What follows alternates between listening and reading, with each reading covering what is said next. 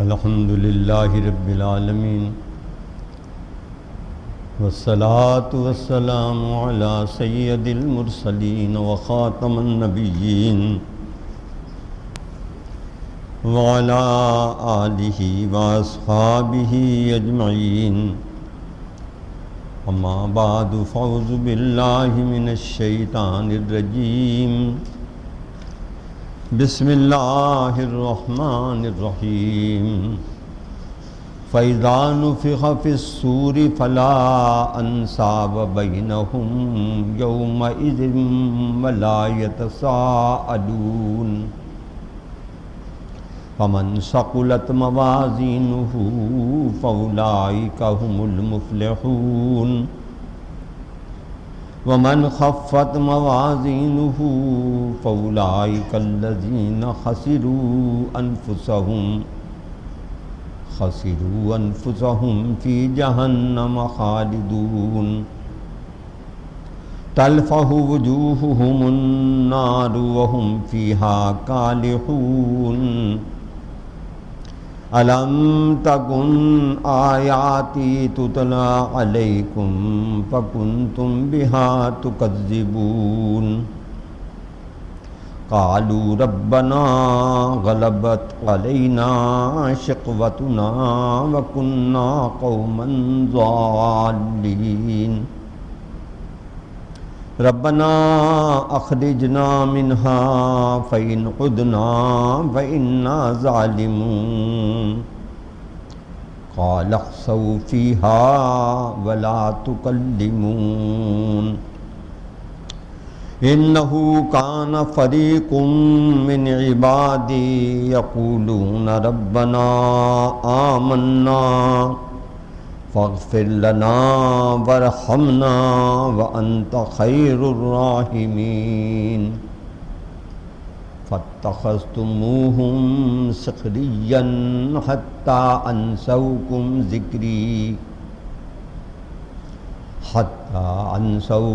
ذكري وكنتم منهم تضحكون إني جزيتهم اليوم بما صبروا أنهم هم الفائزون قال كم لبثتم في الأرض عدد سنين قالوا لبثنا يوما أو بعض يوم فاسأل العادين قال إن لبثتم إلا قليلا لو أنكم كنتم تعلمون صدق اللہ مولانا العظیم۔ حضرات، آج سورہ المومنون کی آیت نمبر 101 سے 114 تک میں نے تلاوت کی، کیونکہ یہ پورا رکوع ایک مسلسل سلسلہ ہے خطاب کا اللہ تعالیٰ کی طرف سے۔ اور ایک بات میں یہ عرض کرتا چلوں، کیونکہ قرآن کی جو زبان ہے وہ بیانیہ نہیں ہے، خطابیہ ہے، یعنی یہ اللہ تعالیٰ کے خطابات ہیں، اس کی بندوں کو احکامات بیان کی شکل میں نہیں ہے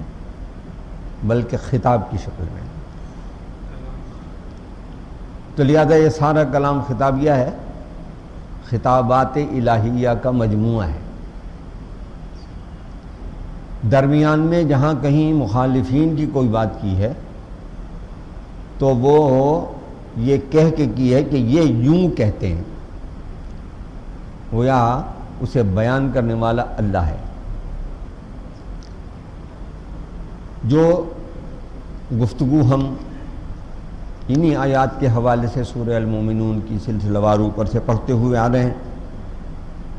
اس میں نبی صلی اللہ علیہ وسلم سے یہ بات ارشاد فرمائی گئی کہ یہ تو جو کچھ کر رہے ہیں اپنی کرنی سے باز آنے والے نہیں ہیں، اسی میں پڑے رہیں گے۔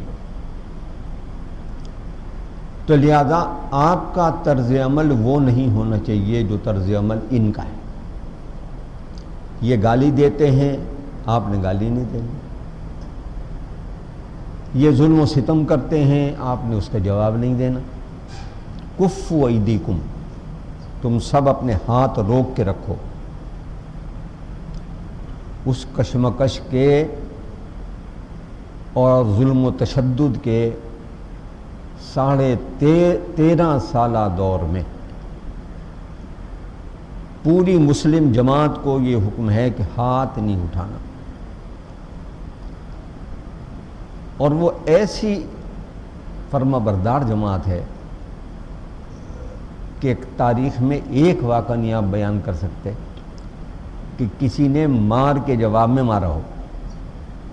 اور جنہیں مارا گیا وہ صرف لونڈی غلام ہی نہیں ہے کہ جی کوئی والی وارث نہیں ہے ان کا، مار رہے ہیں۔ ابو بکر صدیق رضی اللہ تعالیٰ عنہ کو مارا ہے، حضرت عثمان غنی رضی اللہ تعالیٰ عنہ کو مارا ہے، حضرت ابو بکر صدیق کی کعبۃ اللہ میں اتنا مارا کہ ناک توڑ دی، بے ہوش ہو کے گر پڑے، خاندان والے اٹھا کے لائے، ایمان کی محبت میں نہیں لائے بلکہ خاندانی عصبیت کی بنیاد پر اٹھا کر لائے۔ حضرت عثمان کو حالانکہ وہ غنی ہیں، اس وقت بھی دولت مند ہے، کسی پہ گرے پڑے نہیں ہیں، ان کے ماموں نے بوریے میں لپیٹ کے دھواں پہنچایا اور مارا، تو اس مار سے خود نبی صلی اللہ علیہ وسلم پر پتھراؤ ہوا، حضور سمیت پوری جماعت کہیں بھی اس ظلم و ستم سے محفوظ نہیں ہے۔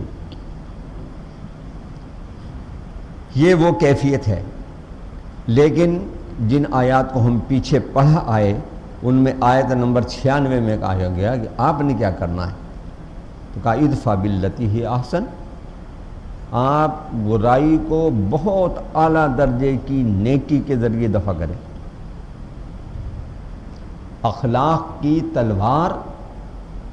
اور اخلاق کا ہتھیار، یہ ایسا خوفناک ہتھیار ہے کہ اس کا مقابلہ کوئی نہیں کر سکتا۔ مارنے والا تھک جاتا ہے کہ ظالم ہوتا ہے، مار کھانے والا نہیں تھکتا کہ مظلوم ہوتا ہے۔ درمیان میں ایک چھوٹا سا واقعہ حضرت سمیہ رضی اللہ تعالیٰ عنہ کا میں سناتے چلوں۔ انہیں باندھ کے مارا جا رہا ہے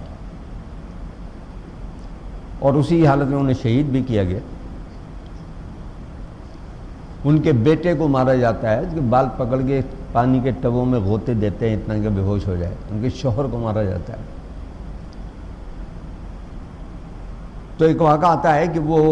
جب وہ مار رہا ہے ظالم، تھک گیا مارتے مارتے، ایک مرحلہ ظالم پر ایسا آتا ہے کہ جب وہ یہ چاہتا ہے کہ کوئی چھڑا دے، تھک جاتا ہے نا، لیکن از خود چھوڑنا اپنی شان کے خلاف سمجھتا ہے،